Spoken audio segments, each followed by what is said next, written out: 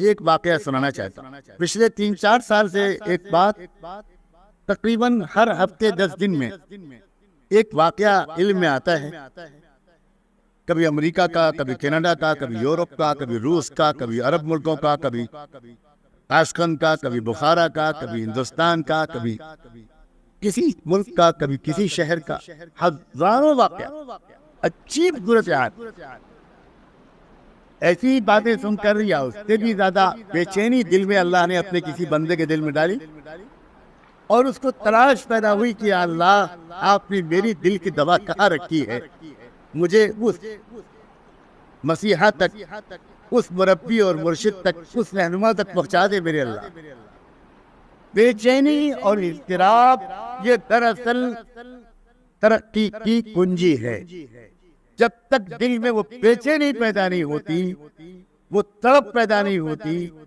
کہ آدمی کا جینا لگ رہا ہو دنیا میں، اور وہ دن رات دعائیں مانگ رہا ہو کہ اللہ اس طرح مجھ سے زندگی گزاری نہیں جاتی۔ یہ سونا ویران دل جس میں آپ کی محبت نہیں، آخرت کی فکر نہیں، نمازوں کا شوق نہیں، ذکر کی لذت نہیں ہے، اللہ یہ کوئی زندگی ہے؟ یہ کوئی جینے میں جینا ہے؟ اللہ میں اپنی زندگی کو بدلنا چاہتا ہوں، دل کو بدلنا چاہتا ہوں، کہاں جاؤں؟ میری سمجھ میں نہیں آ پا رہا، میں چن نہیں پا رہا۔ آپ رہنمائی فرما دیں، جس کو استخارہ کہتے ہیں۔ سینکڑوں لوگ، بلکہ اب تو ہزاروں تک تعداد پہنچ گئی۔ عجیب معاملہ ہو رہا ہے، ہر کچھ دن کے بعد کوئی شخص ہمارے حضرت کے پاس پہنچتا ہے۔ اگر سفر کر کے جا سکتا ہے تو جاتا ہے، حج میں مل سکتا ہے تو ملتا ہے۔ ہر سال ہزاروں ایسے لوگ حج میں ان کو تلاش کرتے ہیں، عمرے میں وہ جاتے ہیں تو وہاں ان کو ڈھونڈتے ہوئے لوگ آتے ہیں۔ کوئی کسی طرح ای میل کے ذریعے، فون کے ذریعے، خط کے ذریعے اپنی بات ان تک پہنچا سکتا ہے۔ تو اب ایسے ہزاروں لوگ دنیا میں ہیں، جن میں سے کئی سو کو تو میں بھی جانتا ہوں، کہ جو ایک ہی طرح کا واقعہ بیان کرتے ہیں، تھوڑے بہت فرق کے ساتھ۔ اور وہ یہ کہ میں تڑپ رہا تھا، اعتکاف کیا میں نے، صدقے کیے، روزے رکھے، زکات دی، اللہ سے چمٹا، رویا، تڑپا، توبہ کی، اور یہ کہا کہ اللہ مجھے کسی طرح اپنے کسی ایسے اچھے بندے تک پہنچا دیجئے جس کے پاس بیٹھ کر میں بھی نیک بن جاؤں۔ تو عام طور پر اللہ کے ایسے بندوں کو عجیب و غریب بات ہو رہی ہے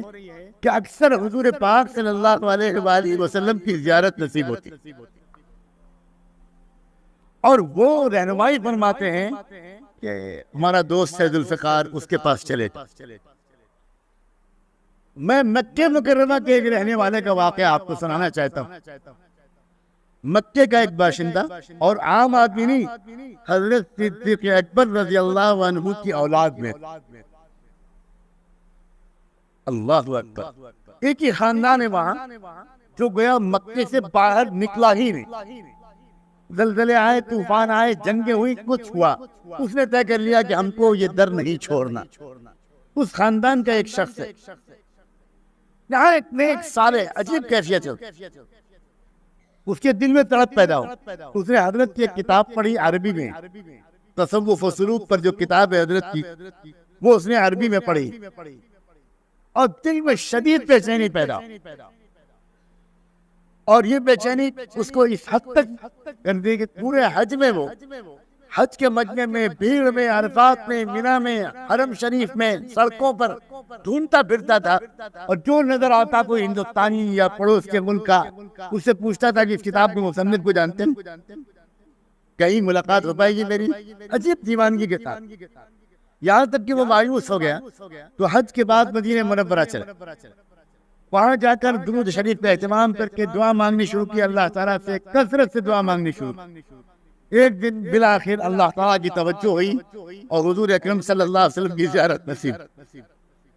اور دیکھا کہ حضور بیٹھے ہیں صحابہ کرام کے ساتھ، ترتیب کے ساتھ صدیق اکبر رضی اللہ عنہ بیٹھے ہیں، ہمارے فاروق، سیدنا عثمان، سیدنا علی اور چند صحابہ، اور صدیق اکبر کے پیچھے لگے بیٹھے ہیں ایک اور بزرگ۔ حضور نے فرمایا کہ پریشان نہ ہو، ان کو تلاش کرو جو ابوبکر کے پیچھے بیٹھے ہیں، یہ یہیں کہیں ہیں، ان کو تلاش کرو، میرا سلام کہنا اور اپنے دل کے درد ان سے کہہ دینا مجھ تک پہنچ جائے۔ اب بہت دیوان کی تاریخ، کیا کرے، ایک ایک امام مسجد نبوی کی صفوں میں ڈھونڈتے پھر رہے ہیں، لوگ حیران کس کو ہوا کیا اس شخص، یہ ایک ایک کو دیکھتا پھر رہا ہے، ایک ایک سے پوچھتا پھر رہا ہے، اس شکل کو دیکھ رہا ہے، اس صورت کو دیکھ رہا ہے کہ جو صورت خواب میں دکھائی گئی صدیق اکبر کے پیچھے بیٹھی ہوں۔ بالآخر مکہ مکرمہ میں طواف کرتے ہوئے اس شخص کی نگاہ حضرت پر پڑ گئی، بس انتظار کرتا رہا کہ طواف مکمل ہو، اور طواف مکمل کے بعد وہ آ کر لپٹ گیا، وہ عجیب اس کی کیفیت، حضرت حیران، استقبال کیا، اس کو خیریت پوچھی، عربی زبان اس کی مادری زبان، ظاہر ہے کہ خالص عربی اور نسل، عربی میں بات چیت شروع ہوئی، حضرت نے ادراء اخلاق فرمایا آئیے گھر چلیں، ابھی اس نے کچھ کہا نہیں، گھر پہ آ کے اس نے آ کر اپنی بات کی، جب حضرت بیٹھ گئے اور اپنا تعارف کرایا اور کہا کہ میں بہت عرصے سے مانگتے مانگتے میری عجیب کیفیت ہے، میں پہلے ایک کتاب کے مصنف کو تلاش کرتا رہا، وہ نہیں ملے، پھر میں نے اللہ تعالیٰ سے بہت دعا مانگی، پھر آپ کی شکل مجھے دکھائی گئی، اور میں آپ کو نہیں جانتا کہ آپ کون ہیں، آپ مجھے بیعت کر لیں اور مجھ کو کسی طرح تقوی والا بنا دیں، مجھ کو اللہ تعالیٰ کا نیک بندہ بننے کا شوق ہے، مجھے کچھ نہیں چاہیے، میں گناہوں سے توبہ کر کے اللہ کا نیک بندہ بنانا چاہتا ہوں۔ ابھی تک اس نے نہیں بتایا تھا کہ وہ ہے کون، تو حضرت نے ان سے کہا کہ آپ تو ہمارے سر کے تاج ہیں، آپ عربی النسل ہیں، مکہ مکرمہ میں رہتے ہیں، اس عاجز کے پاس جو امانت آپ ہی کے آباء و اجداد کے سے ملی ہے، وہ میں یہ عاجز آپ کو ضرور پیش کرے گا، ضرور پیش کرے گا۔ آپ انشاءاللہ حرم چلتے ہیں ابھی تھوڑی دیر میں، وہیں بیٹھ کر انشاءاللہ آپ کو بیعت کرے گا۔ وہاں بیٹھ کر بیعت کرنے کے بعد اس شخص نے اپنا تعارف کرایا کہ میں صدیق اکبر رضی اللہ عنہ کی اولاد میں، حضرت کھڑے ہو گئے اور بس حضرت پر عجیب کیفیت اور کہا کہ آپ میرے لیے مغفرت کی دعا مانگیں، آپ خانہ کعبہ کی طرف ہاتھ اٹھا کر میرے لیے مغفرت کی دعا مانگ دیجیے، آپ کو کچھ نہیں بگڑے گا، آپ کی جد امجد کی جھولی سے پوری امت کو سنبھالنے کا موقع ملا تھا، آپ کی در کی خیرات ہے جو اس عاجز کو صدی در صدی حضور کے غلاموں سے ملی ہے، نقشبندی سلسلہ یہ صدیق اکبر کی خاص میراث ہے، میں وہی بانٹتا پھر رہا ہوں، آپ اس سلسلے میں داخل ہوئے، یہ میرے لیے عزت کی بات ہے، آپ دعا کریں کہ میں اس امانت کو صحیح طور پر نبھاتے ہوئے دنیا سے چلا جاؤں۔ اب اس شخص کا حال یہ ہے کہ وہ مکہ مکرمہ میں، مدینہ منورہ میں، گاؤں حاجیوں کے پاس، کونے والوں کے پاس، دکان جا کر عجیب اس کی کیفیت ہے، بس وہ ایک ہی بات بیان کرتا ہے کہ لوگوں فلاں تاریخ کو اللہ کا ایک بندہ آ رہا ہے، حرم میں فلاں جگہ بیٹھے گا، اس کو دیکھ لینا، اس کو بس دیکھ لینا، تمہاری آنکھوں میں انشاءاللہ حضور کی محبت آ جائے گی، اللہ کی محبت آ جائے گی۔